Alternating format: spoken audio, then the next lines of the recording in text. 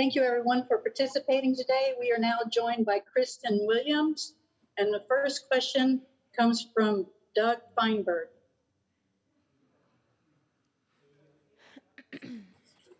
Hey, Kristen, Doug Feinberg. Two parts for you.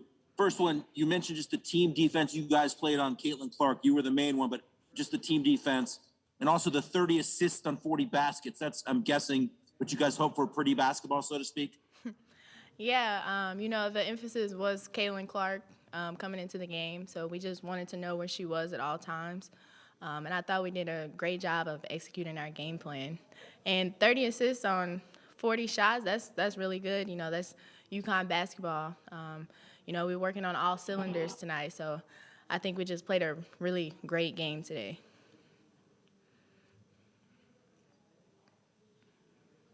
Next question is from Dom.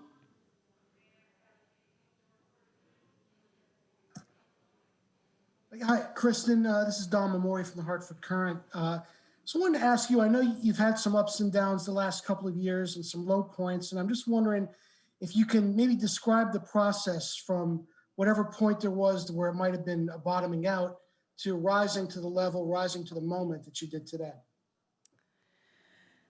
Yeah, I've had my ups and downs during my time here at UConn. Everybody knows it, so it just feels really good to be able to play this basketball game as well as I did tonight, just to show the Kristen Williams I am, because I am a complete player, and I feel like, people have forgotten that. So I'm just trying to, showcase my game as well as I can from here on out. It's a lot of hard work has been put into this. I've been in the gym, timeless hours over the course of the year, so I've just been working hard, and I'm just happy that you guys can see the progress that I've made. Next question is from Douglas.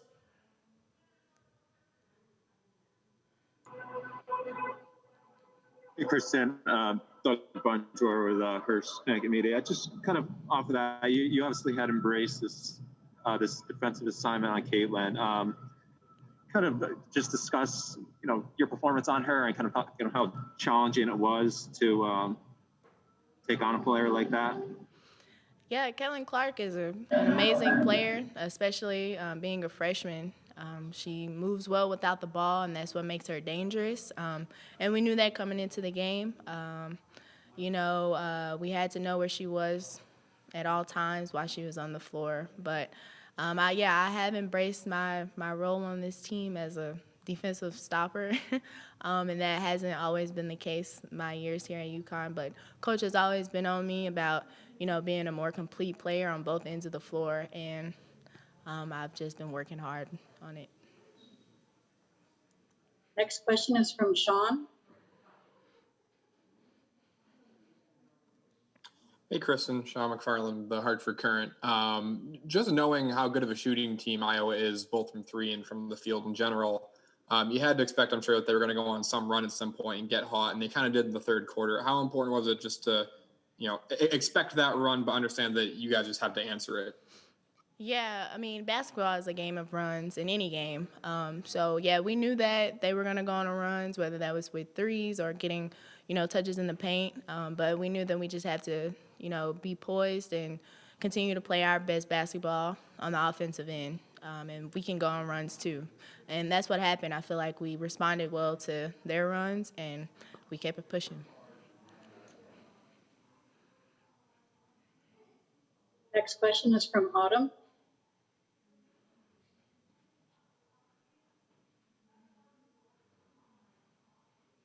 Hi, Kristen. Autumn Johnson from NCAA Digital. This game was labeled as the Paige versus Caitlin show, but you and Avina Westbrook was just shy from a triple-double. Were incredible the entire game. Can you just talk about the junior leadership and describe the endless depth of this team as you all advance to the Elite Eight?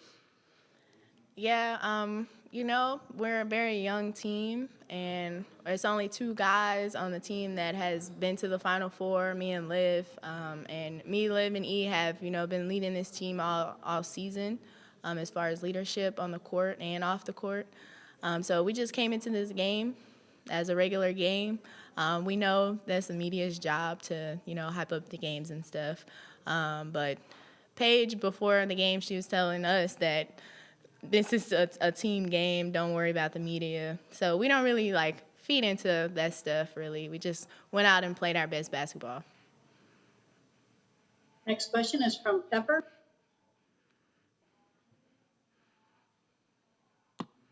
Hi, Kristen. Congrats on the win. Do you feel as if today's game was your team's most complete effort in the tournament? Yeah, I think we've been playing well all tournament. I feel like we've been playing well as a team the entire last 2-3 games and in the Big East tournament. We're just working on all cylinders. I keep saying that, but even people coming off the bench has given us great minutes. So I'm really proud of this team and how far we've come throughout the season. Thank you. Good luck in the Elite Eight. Thank you. Next question is from Donnie Woods.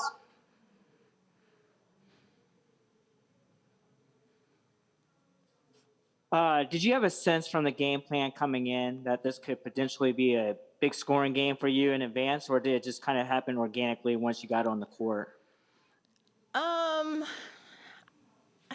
I just go with the flow of the game. The game plan was they were going to play man and zone, so we knew kind of what they were going to do.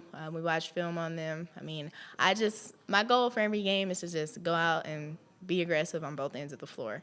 And if I'm aggressive at all times, then most of the time I'm successful with it. So, yeah, that answers your question. Next question is from Dom.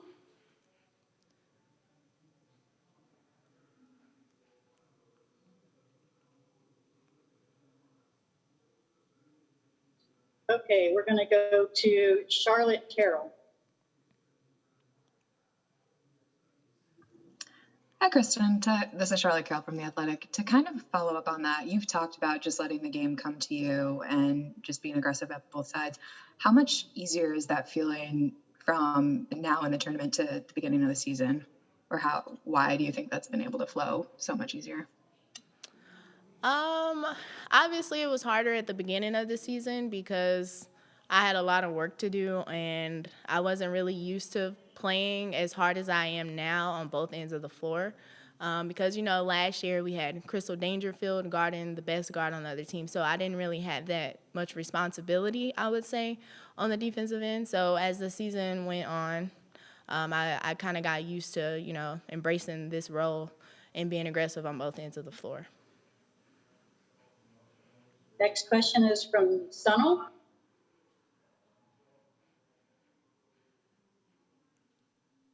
Yes, Kristen, congrats on the win. Sunil Sundaraj from Global Women's Sports Radio. Can you just balance scoring effort today, and then the fact that you guys were able to, dominate points in the paint and with second chance opportunities, Kristen? Yes, I thought E and Liv and Aaliyah did a great job of hitting the offensive boards. They always do a good job of doing that, but today it was great. And that's something that we needed because we got second shots, like you said. But, yeah, I thought they played a great game today. Let's try and go back to Dom. Yeah, hi, Kristen. I figured out how to unmute now. So I know that there was a point last year or this year where Coach said that to you that maybe you were uncoachable. And I'm just wondering if you can recall that moment and what that meant, if that was maybe a turning point at all for you. And also when you kind of knew that a day like today was coming, was there something yesterday or this morning where you kind of felt a surge of confidence that something like this was coming? I just wonder about those two moments, if there are such things.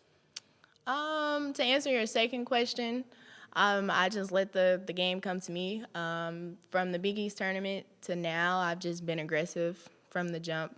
So I'm just going to try to continue to do that, and I've had some good games. Then to answer your first question, the uncoachable comment, I would say that was definitely a turning point. Because what player wants to be uncoachable? So I really just try my best to listen to every little thing that he was saying and to do it, because Coach has coached for years and he knows what he's talking about. So I just try my best to just do what he's been saying, and look where I am now. So, that was a turning point. We have time for one more question, and that's from Carl.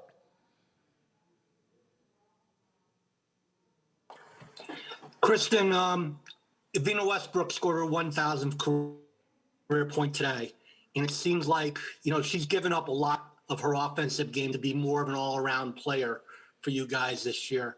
Have you noticed that? And, what's it meant for that transition, to do that transition, which isn't easy, and how much she has done for your team this year? Yeah, E's a great player and a great teammate. She does the dirty work. She goes to the offensive board. She gets steals. She's a defensive stopper as well. It's not all about points with E. And she's a great leader off the floor.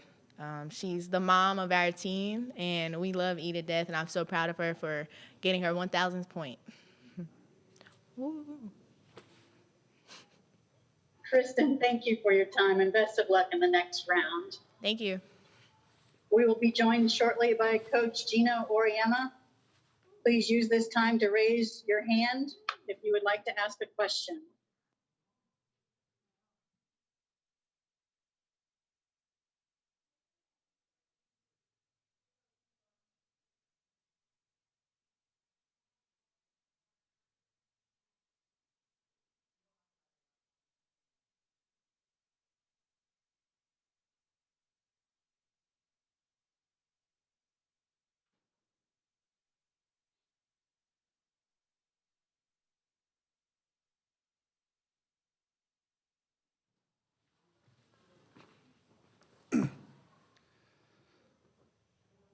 We are now joined by head coach Geno Auriemma, and your first question is going to come from Douglas.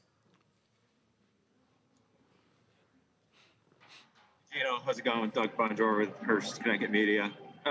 You had said the other day that this game was, it was unfair to kind of just put it all on Caitlin and Paige, and kind of turned out that way. How can you assess the job Christyn did in terms of hounding Caitlin and obviously sparking you guys offensively?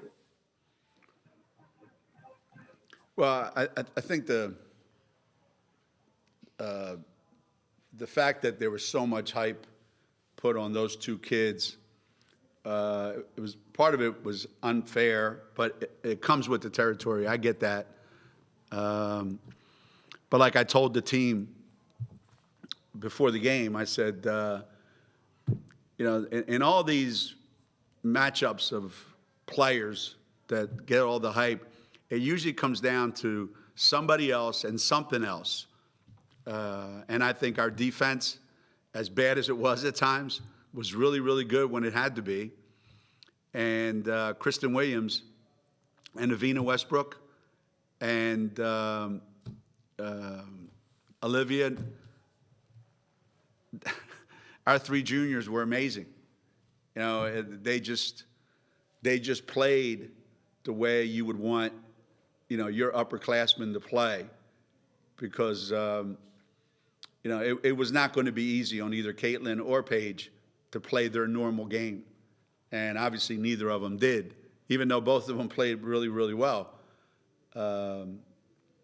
So I think it was a well-played game by both teams, well-officiated game.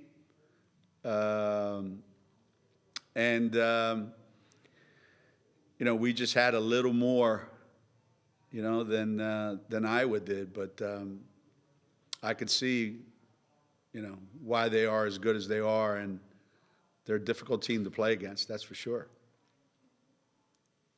Thank you, Coach. Next question is from Dom. Hey, Geno, Dom Amori from The Current. Hey.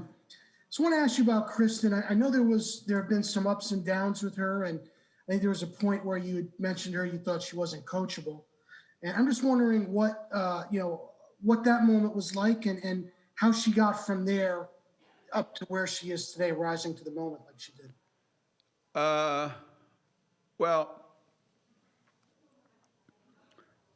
a lot of words come out of my mouth, and uncoachable probably comes out 10 times a day with every one of my players.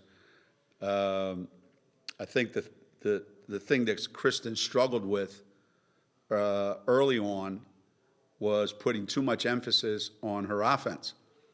That if the ball didn't go in the basket, she didn't really know how to contribute to us winning. And that put way too much pressure on her. It was like every shot, every possession for her was life and death.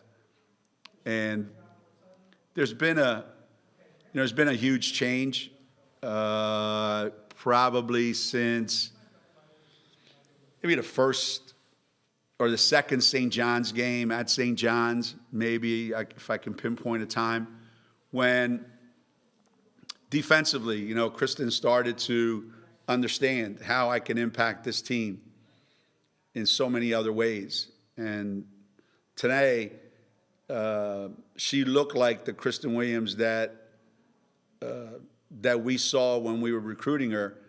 A kid that can make shots from everywhere, can make shots at the basket, can make shots from the three-point line, can attack you in transition. And she was guarding one of the toughest players in America to guard. So I thought this is the best game that Kristen Williams has probably played in her career. No question about that. Next question is from Doug Feinberg. Hey, Coach. Doug Feinberg, the AP. I got two questions. All right. First, was it nice to have a crowd here and actually have people cheering for you, it seemed like, in a game, which I haven't think you had much of the season? And the second question is, you mentioned how this was a good game for basketball. I mean, it was pretty well played, well officiated. Was that a good showcase for women's hoops on national television, having a high-scoring, high-entertaining game, so to speak? Yeah, I wasn't thinking that when Iowa was getting layup after layup, open three after open three. I don't think the thought came into my mind going, wow, this is great for people watching at home, But given all the hype surrounding the game was really, really well played. There were a lot of great plays made. People made open shots. Big shots were made at big moments. We would get up a bunch. They would make a big run to cut it. It was just a really, really, there weren't a lot of turnovers. There weren't a lot of fouls. I think this game showed women's basketball in a really, really good light. And I'm glad there were some fans here to really appreciate it in person, because sometimes, what you see at home on TV is one thing, and what you see in person is something completely different. But somebody told me this was the first network televised game since 1995, when we played actually in the championship game against Tennessee. It's taken a long time, huh? And they were well rewarded, and I hope we get a lot more games on national television on the big networks, not just your sports networks, but ABC, I think, really lucked out today. Next question is from Michelle Vocal. Yeah, Coach Auriemma, is this the kind of game that kind of, I don't want to sound too corny, but kind of reminds me of why you love to coach? Because to see the growth of somebody like Kristen Williams, who had so much, hype and accolades, and then had to, find the hard parts of the game and come through it, and then to do it today. Is it kind of maybe the fundamental reason why you like coaching? I think, Michelle, we all like to coach for the same reasons that teachers like to teach, because we are teachers at heart. We love when our students, when they get something and the light goes on they feel like there's a sense of accomplishment of, wow, this was really hard for me. It took me a while to get this, but I feel so good about myself that I finally got it. And you as a coach, you just feel so good for them. As much as you want to, when they don't get it right, during the process of learning, when it does happen, it's such a rewarding feeling. And that's certainly why I coach. I don't know why, anyone else does, but I'm sure I speak for a lot of coaches and a lot of teachers. And I've always said this, coaches get way too much credit for winning and way too much blame for losing. Coaches try to do their best to give their players the tools that they need to be successful. And you just love it when players, use those tools and are successful. And Christyn was amazing. I mean, she just had this look on her eye that first half, when she was just, it looked like she could score from anywhere, anytime she wanted. And she takes great pride in her defense now, and her rebounding, and her ability to make a play for someone else, to see things, just a whole litany of things that I've been hoping that Christyn would eventually acquire, and she certainly found the perfect time to do that. Next question is from Mike Anthony.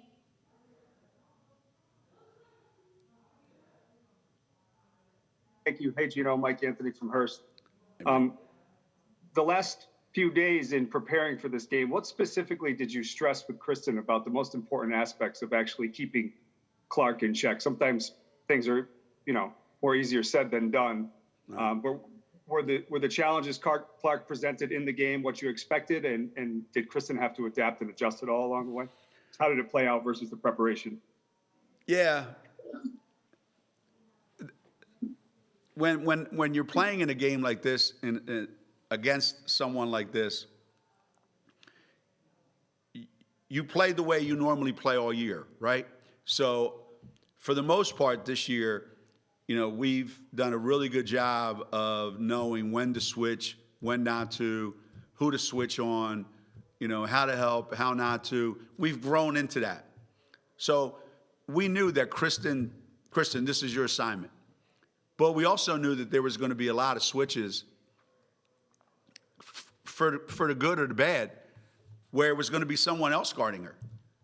And so we made it during our prep a team thing that everybody has to know. This is what we're going to do. This is how we're going to guard her. And there were a couple of times where we guarded her great, and she still knocked in a couple threes. So the whole thing was about this is how our team is going to guard Iowa, and in particular, Kailyn Clark. Not, hey, Christyn, she's on you, and that's it. But obviously, Christyn had the main responsibility, and I thought she did a phenomenal job. I mean, the kid still came out of there with 21 points, but she needed 21 shots to get it. So I think that's a pretty good defensive night. Next question is from Kurt with TSN. Hey, Coach. Kurt Burmeister from TSN in Canada. First of all, welcome back. Good to see you behind the bench. Just wondering if you could comment on Aaliyah Edwards' second start of the tournament for her, and I think she's averaging 18 points a game now. If you could just give me your thoughts on how she's contributing. Well, we wouldn't be here today if it wasn't for her. If it wasn't for Aaliyah Edwards, we wouldn't be here today. That kid has really added so much to our team. Her strength, her physicality, her toughness, her finishing around the basket, and I can't say enough about Christyn, Aaliyah rather. That the fact that she's been able to come off the bench most of the season And then early on when we started her, she was a little bit, not quite ready, it seemed like. And now she looks so comfortable in that spot. More than anything, I think what she does is she takes a lot of pressure off of Liv, because it allows Liv to be what Liv likes to be. Liv, catch the ball at the high post, be someone who facilitates our offense, and it allows Aaliyah to, muscle her way around, because you put your best defensive big man on a Liv, and now Aaliyah is gonna have her way a lot of times. And the way she runs the floor, to have a freshman like that, I can't even imagine what she's going to look like in a couple years. We have time for one more question, and that'll come from Douglas. Hey, Geno, Doug Bonjour again. I think after one, Paige hit a shot and she came over and slapped you on the backside. She said it was an inside joke between you and the team. I don't know if there's anything you could add to that, but just, regardless, I mean, you see the freshmen and they seem to be, playing, pretty loose, and you speak to how unique that is. If I remember correctly, I think it was when Anna Makarot hit a shot. Might have been. Huh? It might have been. I saw the highlight. Yeah, I think Anna hit a shot late in the game from the corner in front of our bench. Anna hit a shot, and Paige ran by me and smacked me. And that was an inside joke. Yeah, you know what the inside joke was? That's more shots than Anna's made in a month. And I kept telling her, at some point you got to make one. You got to make a couple. You got to help us a little bit. And what was funny? Both Ben, our interim coach, and Jamel both said, listen, put her in there, give her a chance, because she's going to make 2 threes in the next game. And you know what? She did. And I think Paige was letting me know. She never passes up an opportunity to let me know when I'm wrong. Trust me when I tell you that. All right, Coach, thank you for your time. And good luck in the rest of the tournament. Thank you. Appreciate it. To the media, a recording of this press conference will be posted in the NCAA Digital Media Hub at ncaa.veritone.com. Thank you for joining us, and have a good afternoon.